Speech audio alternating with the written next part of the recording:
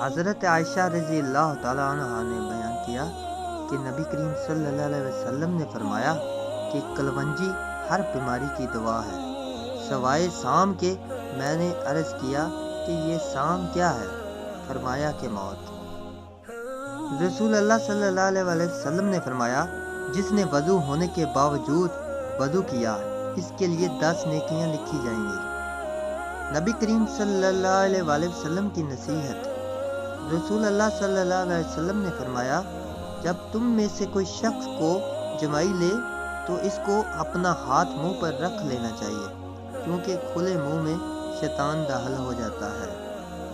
رسول اللہ صلی اللہ علیہ وسلم نے فرمایا عورت پسلی کی ہڈی کی طرح ہے، اگر تم اسے بالکل سیدھا کرنا چاہو گے تو تم اسے توڑ دو گے، یعنی جدائی کی نوبت آ پہنچے گی، اور اگر تم عورت سے فائدہ اٹھانا چاہو تو تمہیں اس کے ٹیڑھا پن برداشت کرتے ہوئے اس کی خوبیوں سے فائدہ اٹھانا ہوگا۔